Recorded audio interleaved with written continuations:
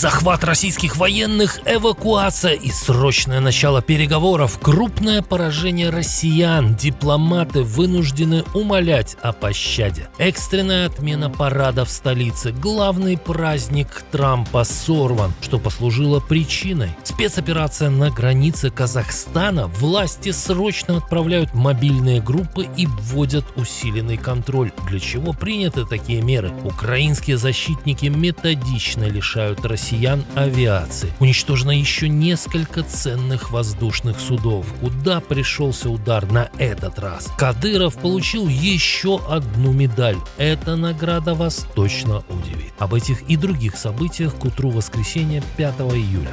Доброе воскресное утро. Спасибо, что начинаете день вместе с нашей командой. Это правильный выбор. В студии для вас работает Олесь Корниенко. Мы начинаем. Очередная оплеуха Кремлю. Российские военные потерпели очередное поражение, но речь не об украинском фронте. Группировки из РФ нанесли очередной удар африканские повстанцы. Новая неудача постигла россиян в Мали.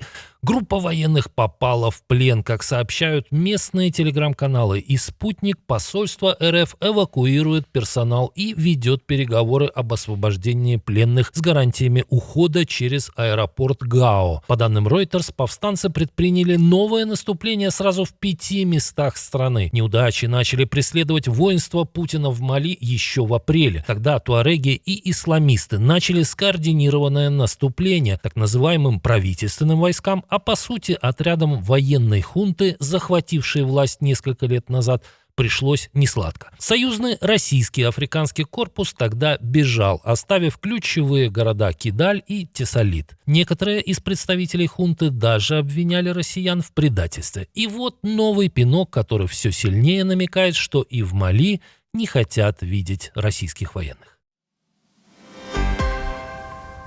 Но неудачи на одних фронтах не отбивают у Кремля желание грозить другим странам. Москва снова обвиняет страны Балтии в содействии ударам Украины по России. С очередным заявлением выступил заместитель Лаврова Михаил Галузин. Напомним, что у нас есть верифицированные данные о том, что Латвия и другие прибалтийские республики уже предоставляли свои воздушные коридоры для украинских беспилотников, атаковавших гражданскую инфраструктуру нашей страны. Ранее МИД РФ не раз выдвигал похожие обвинения. Причем по заявлениям Киева, Москва сама перенаправляла украинские дроны на страны Балтии. В Латвии происшествие с беспилотником даже привело к отставке правительства. Минус еще один вертолет. Украинские военные заявили об успешной атаке в Азовском море. По данным Генштаба ВСУ, россияне лишились еще одной вертушки. Тип машины и судьба экипажа пока не раскрываются. Степень повреждений уточняется. А вот украинская разведка заявила об уничтожении вражеского истребителя МиГ-29 на аэродроме Бельбек в оккупированном Крыму. С начала полномасштабной войны Россия, по данным украинской стороны, уже потеряла 353 вертолета и 436 самолетов. Кроме того, украинские военные продолжили не только демилитаризацию неба над Крымом, но и ликвидацию переправ. Генштаб сообщил об ударе по железнодорожному мосту через Северский Донец в районе станицы Луганской. Перебрасывать личный состав, технику и боеприпасы оккупантам будет еще сложнее.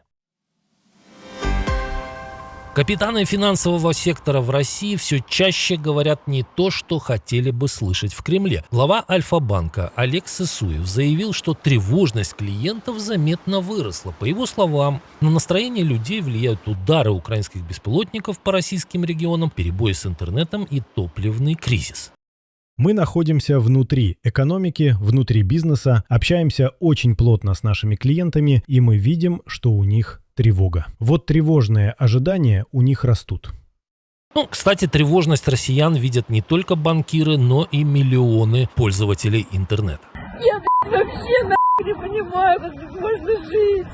Ранее в начале недели глава Сбербанка Герман Греф заявил, что главный вопрос, который сегодня волнует жителей России, это скорейшее завершение военных действий.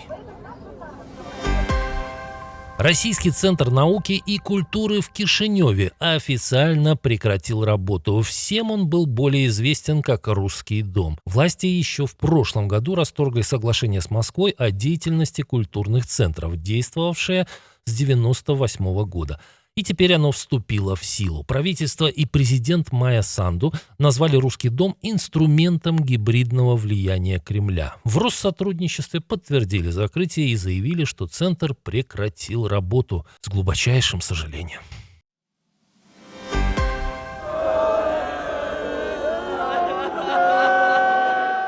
Медведев уехал трезвым, а похороны века продолжаются. Гроб с тем, что осталось от аятоллы Хаминеи после атаки израильской авиации, 3 дня будет находиться в комплексе Масала, где проститься с бывшим верховным лидером Ирана спустя 4 месяца после его гибели могут простые смертные. Накануне в более камерной атмосфере с тем, кто возглавлял кровавый режим почти 37 лет, смогли проститься нынешние вожди Исламской Республики. И тут интересно было наблюдать за выражениями лиц. Обратите внимание на театральные рыдания спикера парламента Мохаммада Багера Галибафа. Еще более интересна реакция министра иностранных дел Саеда Аббаса Аракчи. Даже такой опытный дипломат не смог сдержать мины удивления при виде вот такого спектакля. А вот сын Али Хаминеи Маджтаба так и не прибыл даже на прощание с отцом. Нынешний аятолла не появлялся на публике с момента февральского покушения, в котором, предположительно, и сам был серьезно ранен. Траурные мероприятия продолжатся в Куме и даже в Ираке, а похоронят бывшего верховного лидера только 9 июля в родном Мешхиде у святыни имама Резы. Пожар в Чернобыльской зоне тушат уже 1,5 недели. Накануне украинским спасателям удалось ликвидировать один из крупнейших очагов площадью 130 гектаров, но борьба с огнем продолжилась еще в 3 местах. По данным Государственной службы по чрезвычайным ситуациям Украины, радиационный фон остался в пределах нормы. Работу осложнили сильная жара и нехватка воды, которую приходится доставлять издалека. В ГСЧС напомнили, что пожары начались после падения российских беспилотников, а дым уже накрывал Киев и несколько районов Киевской области. Черное море становится кладбищем дельфинов. С начала полномасштабной войны там могли погибнуть до 100 тысяч морских млекопитающих. По оценке украинского биолога Ивана Русева, на берег выбрасывает только около 5% погибших животных. Остальные остаются на дне. Только за первую неделю июня на побережье национального парка Тузловские лиманы нашли 43 мертвых дельфина. До войны столько не находили даже за целый год. По словам ученого, главная причина массовой гибели связана с боевыми действиями России в Черном море. О росте числа погибших дельфинов сообщают и другие страны Черноморского региона.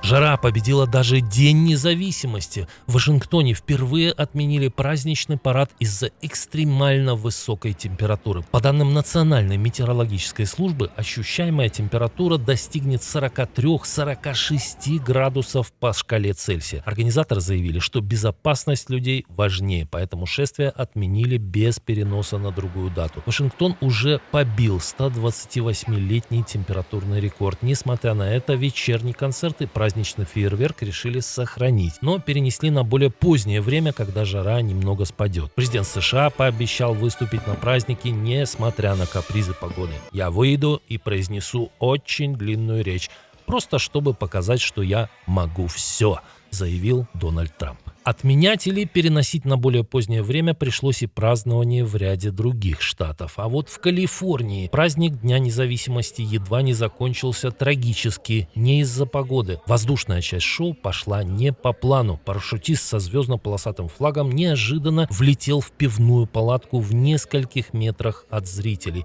Но в итоге все обошлось только испугом.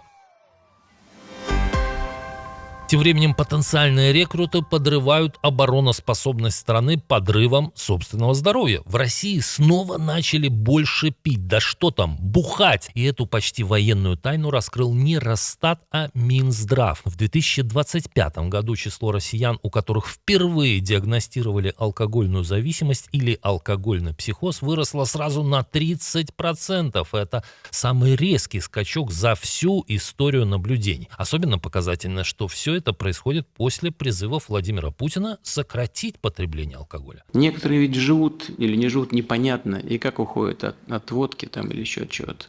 После отмашки сверху власти вводили ограничения на продажу спиртного и запускали антиалкогольные кампании, но эффект оказался прямо противоположным. Но если число тех, у кого алкозависимость выявили впервые, все еще ниже 100 тысяч человек, то всего с зависимостью от спиртного на учете в стране состоит почти 1 миллион человек. Интересно, что же заставляет россиян так глубоко заглядывать в бутылку? Есть версии?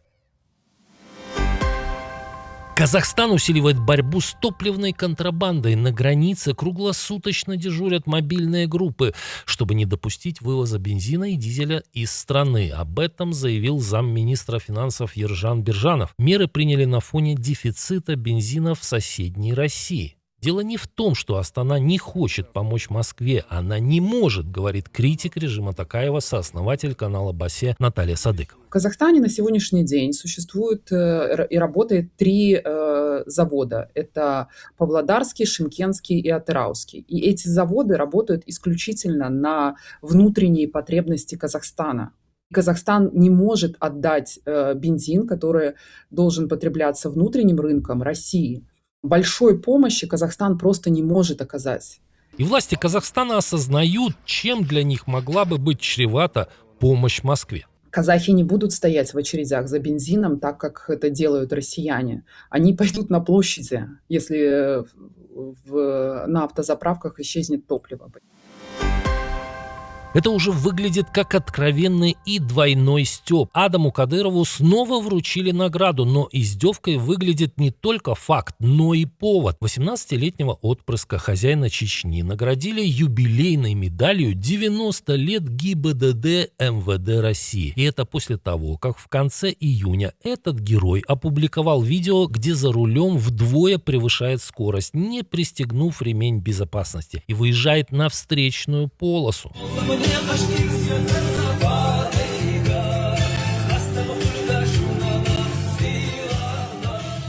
А в январе его кортеж попал в смертельное ДТП в Грозном. Тогда погиб водитель другого автомобиля, а сам Кадыров-младший, по данным СМИ, получил очень серьезные травмы. Кадырова Адама Рамзановича. Решение о награждении такого талантливого водителя принял его отец. Кстати, себя Рамзан Кадыров тоже не забыл. Кадыров Рамзан Ахматович. По-моему, у этой семейки нет еще одного ордена за скромность. А какие предложения у вас? Спасибо, что досмотрели до конца. Увидимся вечером.